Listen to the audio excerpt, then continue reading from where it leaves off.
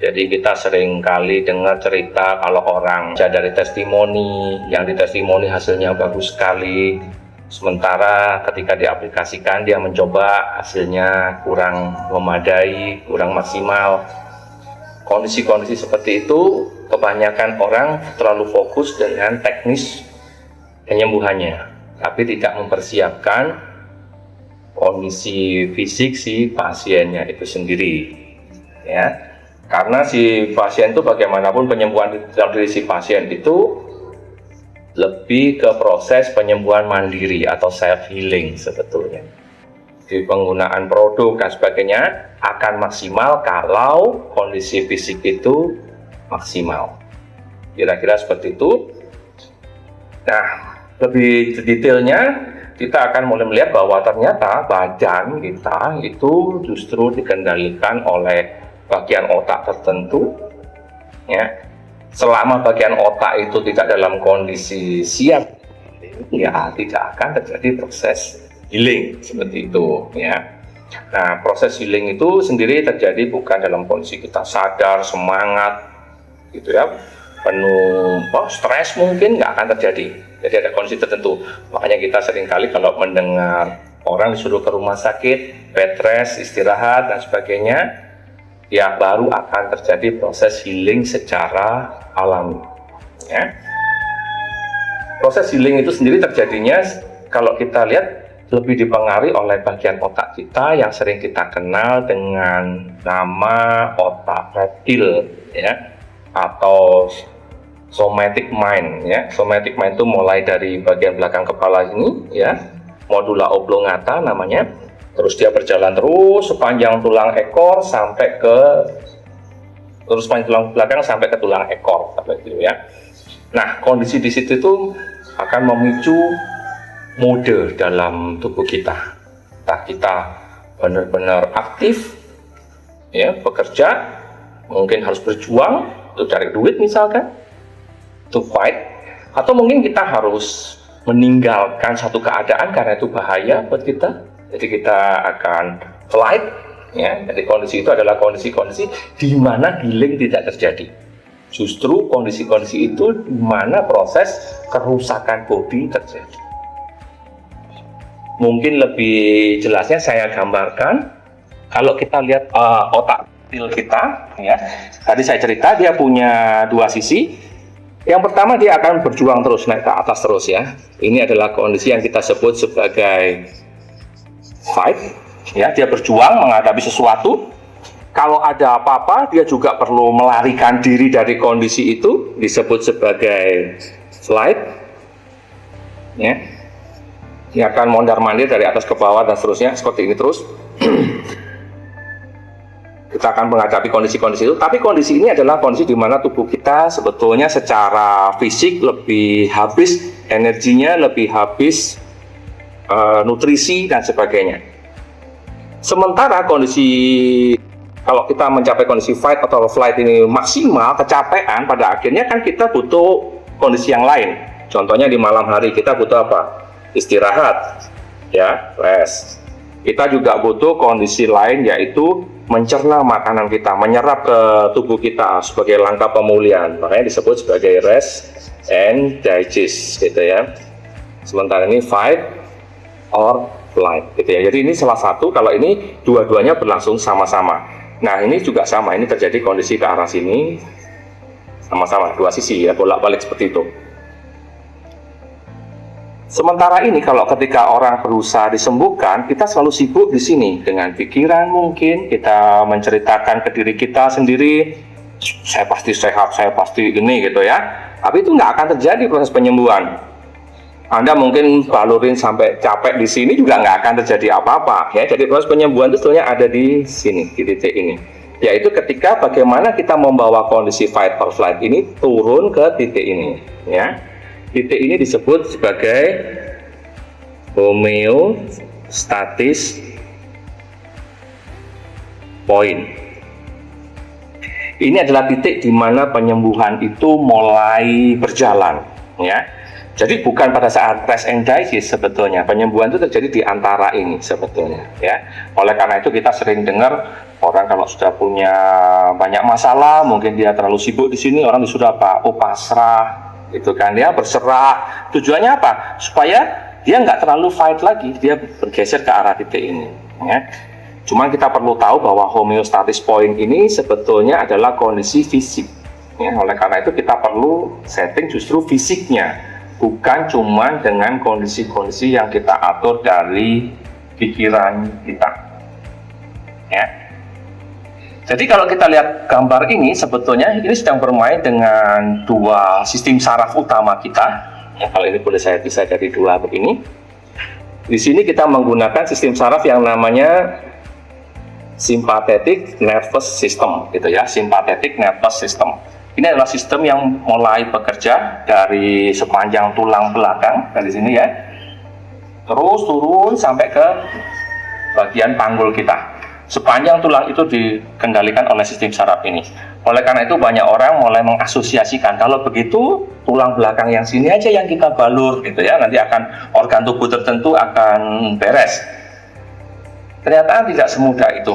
Kondisi penyerapan varas maupun asumsi obat dan sebagainya maupun di masa sekalipun itu tidak akan maksimal kalau kita masih dalam kondisi fight or flight, ya. Jadi kita harus membawa kondisi ini bergeser ke titik ini, di mana pada saat rest and digest ini yang bekerja justru parasympathetic nervous system, ya. Jadi sistem saraf yang parasimpatetik, dua sistem saraf ini yang bekerja, ya. Nah, ini yang harus bekerja maksimal baru terjadi proses penyembuhan. Itu ada di mana? Itu dari kepala ini masuk sedikit ke dalam, bagian yang pertama. Yang kedua justru di tulang ekor kita, ya. Jadi ini adalah kondisi yang kadang mungkin agak sedikit melenceng dibandingkan dengan orang menggunakan varas dibalur sepanjang tulang belakang saja. Sebetulnya bukan salah pembalur sepanjang tulang belakang, tapi justru harus memastikan pembalur sepanjang tulang belakang itu bisa mengarahkan tubuhnya memasuki kondisi homeostatis point. Sampai sini cukup jelas, Bunda? Ada pertanyaan? Sudah cukup jelas. Penyakit memang bisa sembuh dengan kondisi seperti ini. Hampir semua terjadi proses penyembuhannya, ya. Proses penyembuhannya tetap di titik ini, ya, di titik homeostatis point ini. Lepas dari asupannya ada atau tidak. Kalau misalkan tubuhnya memang kekurangan zat-zat tertentu, kekurangan hormon tertentu, ya tetap tidak terjadi proses penyembuhan, ya kan? Nah, dengan penggunaan produk-produk yang tepat, dengan cara aplikasi yang tepat, mungkin selama ini kita banyak mengenal hanya obat melewat oral, lewat mulut.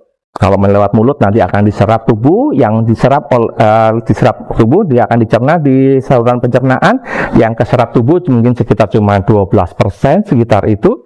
Sementara kalau kita gunakan konsep transdermal, dia memasukin kulit, apalagi di lokasi tempatnya saraf ini ada, itu bisa mencapai hampir 80%, ya. Nah, cuman penyerapan itu terjadinya kapan? Kalau suhu tubuhnya cukup panas. Ya, kalau dia tubuhnya tidak panas, tidak terjadi apa-apa, percuma aja. Jadi ketika suhu badannya terlalu dingin, dibalur di sana pun juga tidak akan menyerap dengan baik. Kalau minyak dalam kondisi dingin kan menggumpal, ya. Sama juga di tubuh kita, minyak yang kita oleskan ke bagian tubuh yang cukup dingin juga tidak akan bermanfaat dengan baik. Oleh karena itu, saya sering menganjurkan orang menggunakan varas dihangatkan dulu. Ya, kalau perlu digosok dengan tangan dulu sepanjang tulang belakang sampai tulang ekor. Gosokkan tangan biasa aja dulu supaya menaikkan suhu permukaan kulitnya, baru diaplikasikan di bagian tersebut. Ya, itu baru proses penyerapan tadi diterima oleh saraf ini. Ya, masuk ke seluruh tulang belakang, tapi belum terjadi proses healingnya belum. Kita harus bisa memastikan orang itu masuk ke kondisi homeostatis point, ya. Kalau kita lihat fight or flight, ini dipengaruhi oleh dua hal. Yang pertama adalah otot di bagian pinggang. Kalau kita lihat pinggang kita selalu bagian atasnya begini, terus nekuk gini, terus ini ke bagian pantat, maaf ya. Jadi di bagian inilah titiknya sebenarnya. Ini kalau kita melihat titik ini seringkali disebut sebagai thoracic 12, T12 ya. Ini adalah titik kunci untuk melakukan proses mulai menggeser titik ini ya. Di sini ada sebuah otot besar yang turun ke bagian kaki kita. Otot ini bernama psoas. Otot psoas inilah yang harus kita pastikan dia rileks. Kalau dia tidak rileks, dia tidak terjadi. Ya, oleh karena itu banyak orang terlalu kaku berdirinya, tegang seperti ini tidak akan pernah bisa disembuhkan dengan mudah. Ya, jadi kita biasanya kita paksa dia duduk tengkurap atau tidurnya nyaman, kita masas di bagian ini agak lama. Barulah proses ini terjadi, relaksasi psoas ini terjadi. Barulah kondisi fight or flight ini akan mulai turun pelan-pelan ke titik homeostatis point. Ini adalah otot yang perlu kita benahi ya. Caranya gimana? Mungkin kita bisa lihat, misalkan kalau kita lihat punggungnya orang, bagian punggung itu selalu dari punggung atas gini, terus dia akan nekuk sedikit di bagian belakang. Ya, pas di sisi yang mulai dari sisi yang nekuk ini ke bawah inilah yang harusnya kita masas. Ya, masas bisa di sisi samping-samping tulang belakang bisa. Ini adalah bagian yang sering kali terasa sakit kalau orang sakit pinggang. Ya, di bagian itu kita masas. Bisa dengan minyak, bisa juga dengan kondisi manual, kita gosok-gosok dulu bisa. Kalau sampai bagian ini bermasalah, ciri-cirinya adalah perutnya bermasalah. Jadi kalau sakit pinggang itu selalu sakit perut. Pinggangnya bermasalah, perutnya bermasalah ya. Pinggangnya ada masalah, rasa sakitnya di perut. Kalau perutnya ototnya yang bermasalah, maka sakitnya di pinggang.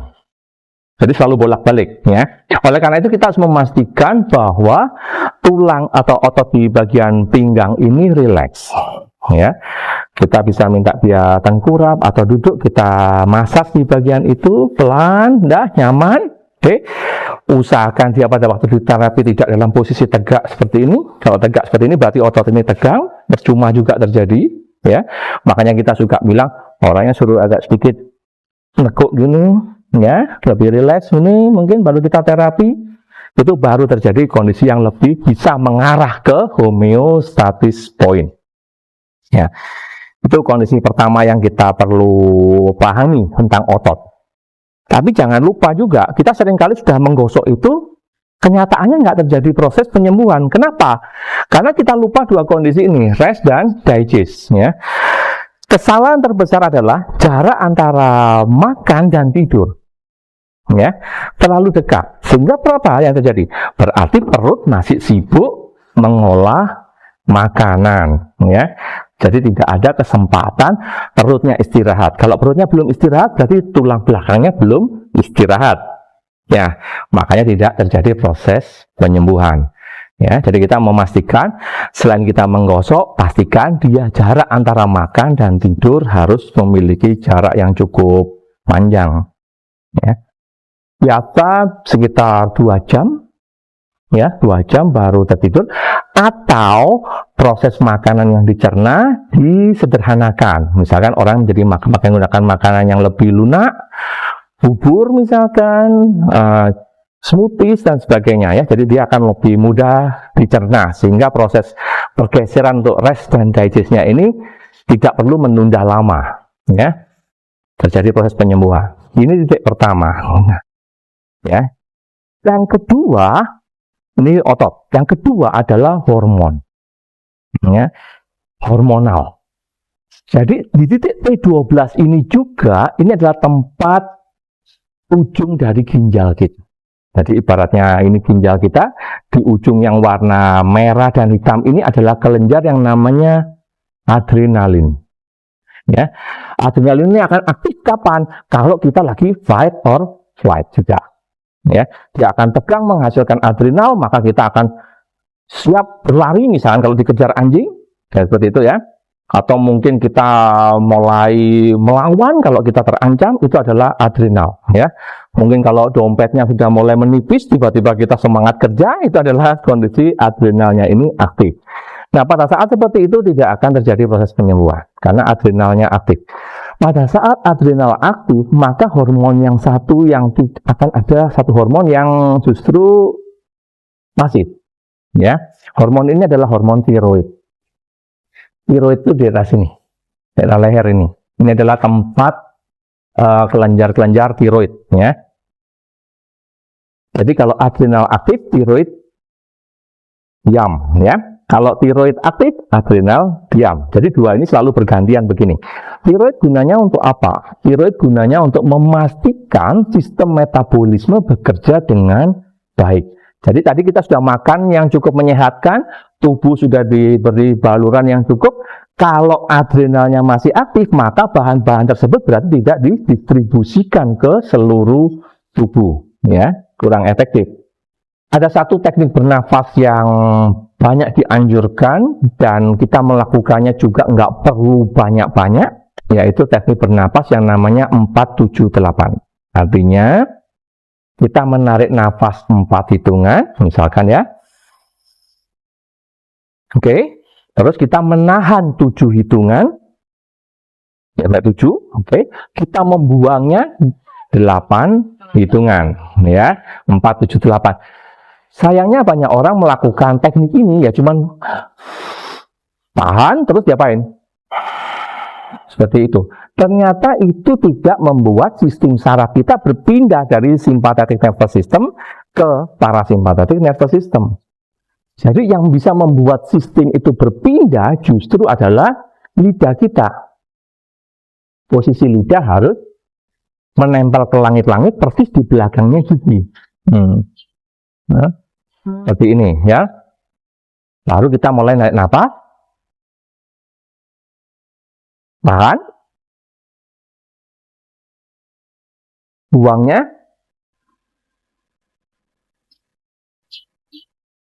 Oke, tarik napas lagi ya. 4 hitungan, tahan 7 hitungan, buang dengan posisi lidah masih nempel. Seperti itu, 8 hitungan ya. Nah, tarik napas 4 hitungan, tahan 7 hitungan, 8 kali waktu exhale atau membuang napas 8 hitungan, itu disebut 1 set. Ya. Jangan pernah melakukan pernapasan ini sepanjang hari. Ya, kita akan kehabisan, tubuh kita akan dibawa ke rest and digest yang sangat dalam sekali. Padahal kita nggak butuh, kita cuma perlu sampai homeostasis point. Ya, kita malah akhirnya tidur kebablasan, nggak bangun-bangun. Nah, percuma juga gitu kan. Yang kita perlukan Berbahaya juga gitu. artinya proses penyembuhan tidak terjadi. Oh, tetap tidak terjadi. Tidak terjadi karena Ya.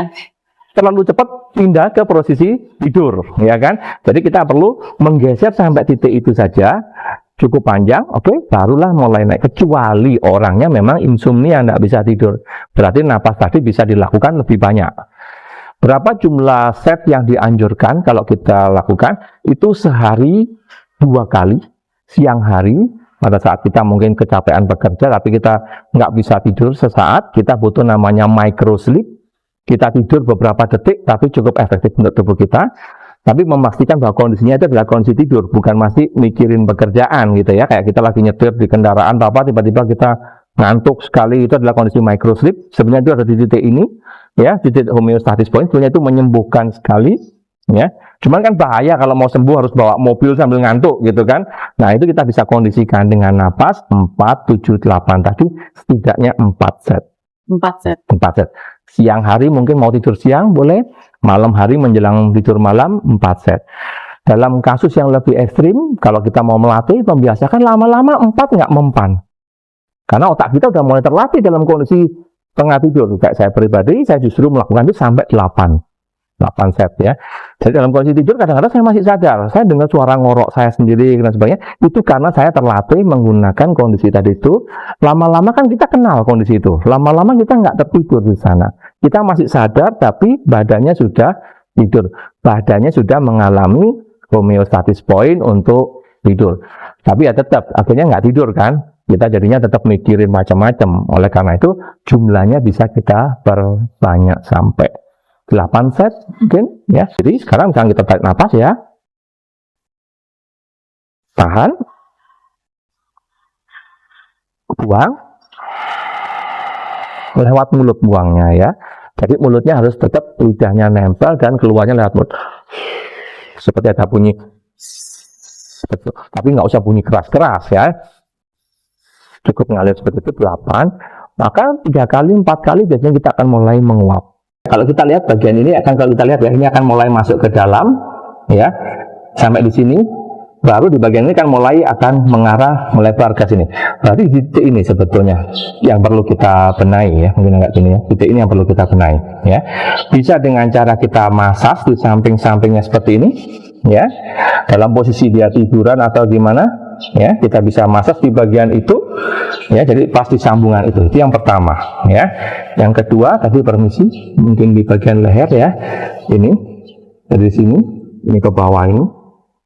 Kalau saya lebih suka dia memasas sendiri ya. Kenapa? Kalau kita yang memasas kita nggak tahu itu terlalu menekan atau tidak ya. Bisa mengukur tekanan. Nah betul, nanti malah justru membahayakan. Jadi ini kita mulai masas, misalkan gini ya, dimasas begini aja ke arah bawah seperti itu, dengan terus ajarkan dia kalau masih kesulitan tidur, yang diajarkan seni bernapas yang tadi itu 4, 7, 8 tadi.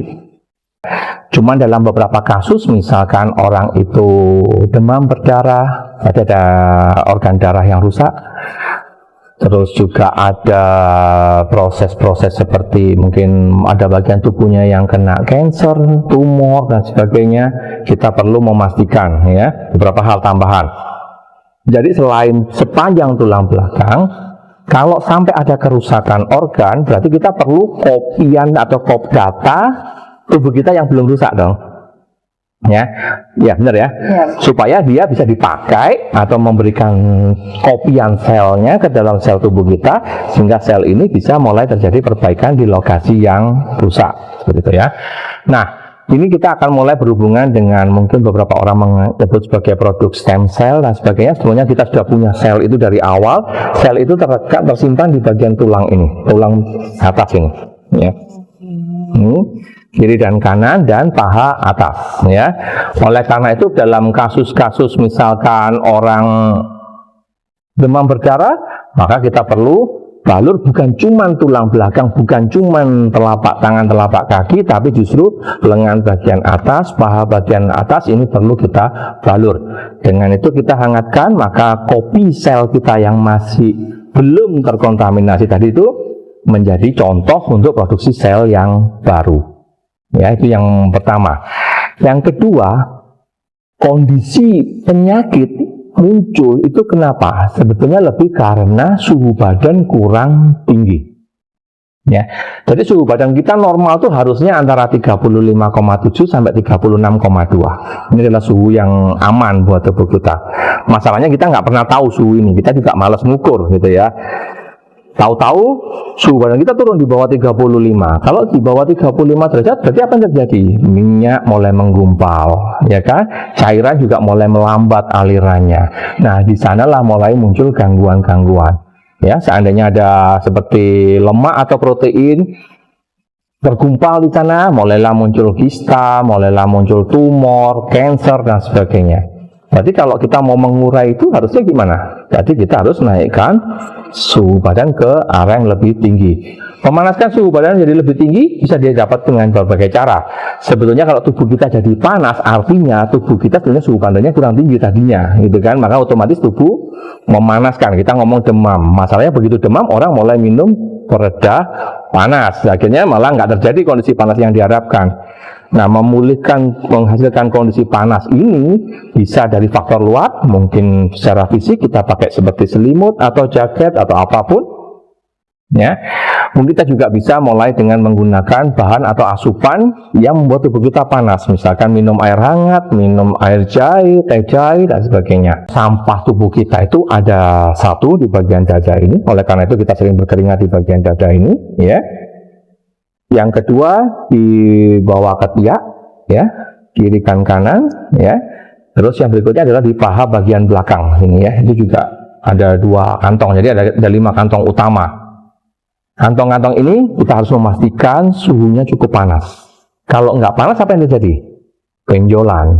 Ya, mulai muncul penyakit-penyakit berupa benjolan di bagian-bagian itu. Kalau ini sampai bermasalah, kira-kira apa yang terjadi? Berarti sampah dari kepala kita kan nggak bisa turun. Melalui tadi yang kita bilang saluran di sini tadi kan, ya, otomatis di sini ada benjolan dong. Ya, makanya banyak orang mengalami benjolan di sini. Nah, kalau ada benjolan sampai di sini dia terkena saraf vagusnya, berarti apa? Organ dalamnya juga kena semua. Makanya metabolisme jadi kacau ya. Oleh karena itu aplikasi di luar mungkin membantu, tapi bagaimana dia makanan dari dalam juga harus diimbangi. Barulah suhu badannya bisa mencapai kondisi yang lebih pas untuk membuang sampah itu secara otomatis. Jadi nggak harus dibedah ya. Nah, kalau sampai ada organ yang dibedah, ini mulai masalah baru lagi.